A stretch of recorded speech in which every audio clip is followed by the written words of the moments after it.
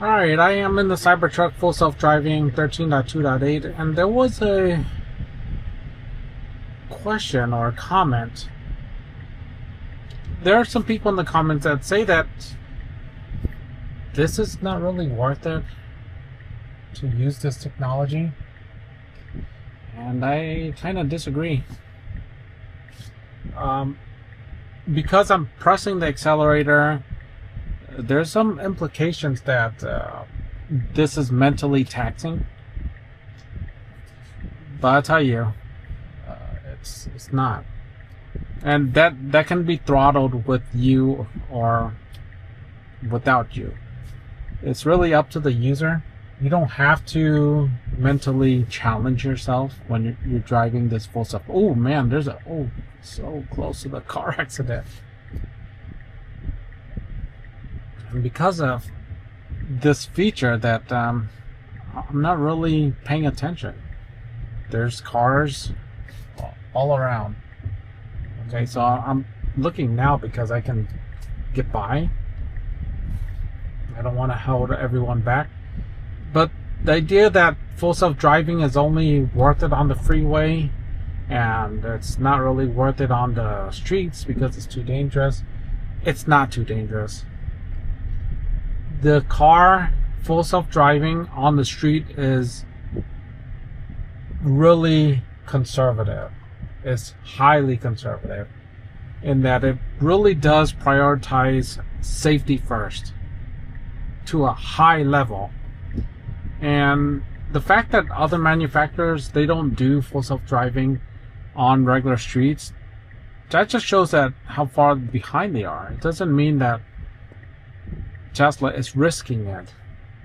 You have to understand that full self-driving safety is incredibly high on the totem pole. It's probably the most important thing is the safety aspect of it. And because of that, the car can hesitate more than usual. It's hesitating because it wants to be super safe. Even though sometimes it does like wonky stuff, like right now, it just drove into that little lane that's prohibited. You're not supposed to drive in it.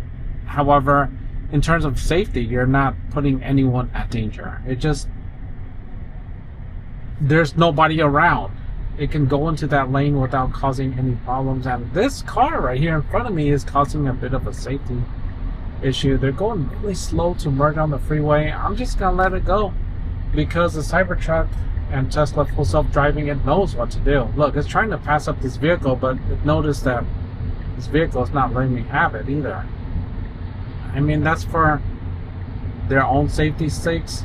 They really should. Now look, full self-driving doesn't like that slow passenger and decides to aggressively pass them up. And so it's extremely safe. I wouldn't worry about it. And I do have to add a stop. I have to go towards the bank really quick. I don't even know where this bank is, but it's just an ATM. I know it's around here, and I am totally not paying attention. The car is driving for me. I know it's at this mobile station, T-Mobile. But so that's where I'm going right now. I gotta go to that little ATM. It's Friday, gotta party like it's 1999. So I'm gonna go there and get some cash out. But the idea that it's not usable on the surface streets is, I believe, is totally false. I've been using it as my primary way of driving. These self-driving videos, if I'm driving and it takes more than 10 minutes, it's likely I'm recording it, just like now. And it's just to show that it's completely usable. It's highly usable, and it's, quite frankly, it takes a lot of the stress out of it. You know, some of the times I'm not even paying attention, allegedly. you're not constantly looking back and forth, constantly trying to be aware of your surroundings. It takes that mental edge off of you. I mean, I see that, like, for some people, they drive and they're not paying attention anyways, like my wife. But for others, it's just, it comes with the territory. Me as a guy, I mean, when I'm driving, I'm just paying attention to all of my surroundings, hyper aware of who's coming from what direction. With full self driving, that's just not something I'm paying attention to that much. And when I'm hitting the accelerator, like right now, I'm hitting the accelerator, I don't have to worry about it going too fast and crashing into the rails. It's just not something I'm concerned about. Even I'm just trying to increase speed, but if the vehicle decides that I can't increase speeds, then that's what's going on. It's deciding to go on. Should I be aware of these people to my surroundings? It's gonna merge. Why should I care? Let the car do it. There you go, I merged. I mean, it's stress-free. I didn't have to look around. I didn't have to turn on my rear mirrors. By the way, I should learn how to use this darn thing. Ugh, I still can't figure it out. Still not doing it. So you don't have to be aware. You don't have to mentally anguish yourself looking in every single direction. Maybe you don't see it in this video, but my eyes are right up there. It's just right up there. It could be right up here, looking at some YouTube video, allegedly. There's a lot less stress. If I can't emphasize that enough in the video, I'm not looking at these side mirrors over there. I do like to look behind me, because here in California, people want to get there quickly, and if there's people around me, then I should be more aware of them, be more courteous to them, make sure that I'm moving in a timely manner.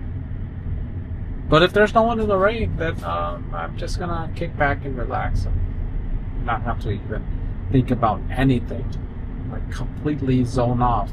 It's kind of like when you're looking at instructions on a physical map versus going on the GPS. When you're on the GPS, you're not really thinking about anything. The GPS thinks for you. Same with full self-driving. You're just not really thinking about driving. The car thinks for you. And it makes a huge difference. Finally, my hair will stop shedding. Maybe. And hopefully it will park for me. Oh, there really is a T-Mobile here. I knew it was here, but I didn't know it. And the car decides to just block off everyone. So let's just park it really quick so I can run in. This one should park fairly quick. Alright, so I'm going to hit the accelerator just a little bit. Okay, a lot. Okay. Go faster, faster, faster, faster, faster. So, is it a stress-free experience? It's not completely stress-free because you're still driving. You might run into that car right there. However, I would say that it takes 90% of the stress off of your drive. A good 90%. Anyhow, thank you so much for watching. Hope you guys enjoyed the video. Be sure to like, subscribe, share. See you in the next one. Take care.